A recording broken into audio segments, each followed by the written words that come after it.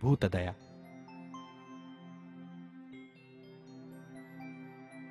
बरं का बाळांनो, शिर्डी गावात जेव्हा साईबाबा राहत होते ना, तेव्हाची गोष्ट सांगतो बरं का. साईबाबांच्या चावडीवर त्यांच्या दर्शनासाठी खूप लोक नेहमी यायचे. तसेच एकदा बाबासाहेब तरखड शिर्डीला आले. ते, त्यांची पत्नी आणि मुलगा या तिघांसह ते साईबाबांच्या दर्शनाला आले. दर्शन घेतल्यावर बाबासाहेब तरखड आपल्या गावी निघून गेले आणि तरखडांची पत्नी आणि मुलगा हे मात्र मागे शिर्डीतच राहिले. एकदा काय झालं, दुपारी जेवताना एक गंमतच झाली. तरखडांच्या दारात एक कुत्रा आला. जानकीबाईंनी लगेच आपल्या ताटातलं थोडंसं अन्न त्या कुत्र्याला जेवायला वाढलं. त्याला वाढलेलं संपल्यावर आणखी आणून त्या कुत्र्याला खायला दिलं. मग तो कुत्रा खाऊन झाल्यानंतर जिभल्या चाटत चाटत समाधानाने निघून गेला. संध्याकाळी जानकीबाई नित्यनेमानी चावडीवर साईबाबांच्या दर्शनाला गेल्या ना, तेव्हा साईबाबांनी जानकीबाईंना जवळ बोलावून घेतलं आणि ते म्हणाले, जानकीबाई, आज दुपारी तू मला पोटभर जेवू घातलंस. मी तृप्त झालो. मला खूप भूक लागली होती. तरखडांचा छोटा मुलगा पण दर्शनाला आला होता.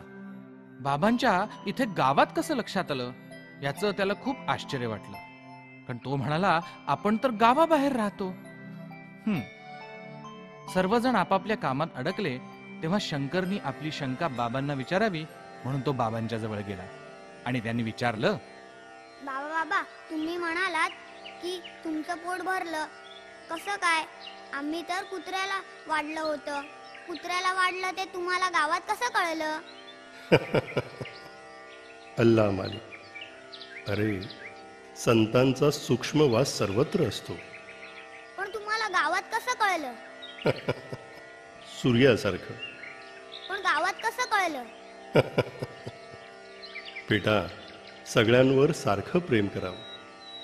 सूर्य उगवतो तेव्हा हा गोरा, हा काळा असा भेदभाव करतो का? नाही बेटा. हा गरीब, हा श्रीमंत, याला ऊन द्या, ह्याला देऊ नका असं करतो का? नाही बेटा. तो सर्वांना सारखंच ऊन देतो, संजीवनी देतो. तुझ्या आईने दुपारी तसंच केलं.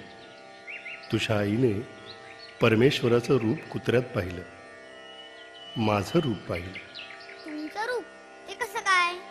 आपल्या मनाला एखादी गोष्ट आवडली तर मन ती गोष्ट सगळीकडे पाहण्याचा प्रयत्न करतो. तसंच आहे. म्हणजे आमच्या गावात पण तुमचं दर्शन होईल?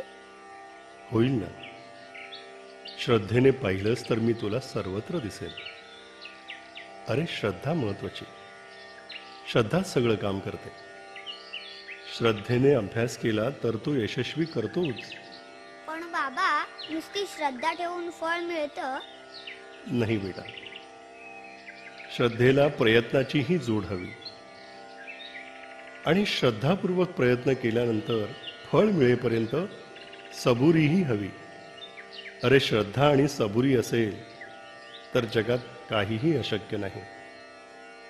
समजे बेटा. बाकी अल्लाह मालिक. मित्रांनो, शंकर चावडीवरून निघाला ना, तो साईबाबांबद्दलची श्रद्धा मनात ठेवूनच. भरपूर अभ्यास करायचा, मनापासून आणि मोठं व्हायचं असं त्यांनी मनाशी ठरवलं. एकाही प्राण्याला कधीच त्रास द्यायचा नाही, उलट त्यांच्यावर प्रेम करायचं. मग तो कुत्रा असो नाही तर मांजर. आणि त्यांना प्रेमाने खाऊ पण घालायचं.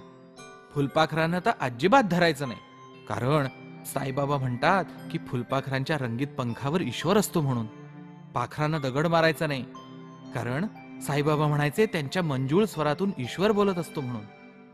आणि म्हणूनच आपण श्रद्धेनी, देवावरच्या प्रेमाने सगळीकडे पाहावं, सगळ्याचा अनुभव घ्यावा. साईबाबांनी पण तेच सांगितलं होतं ना. मग काय मुलांनो, आजपासून मुक्या प्राण्यांना त्रास देणार नाही ना? त्यांना भूक लागली असेल तर थोडंसं आपल्याकडचं खायला देणार की नाही?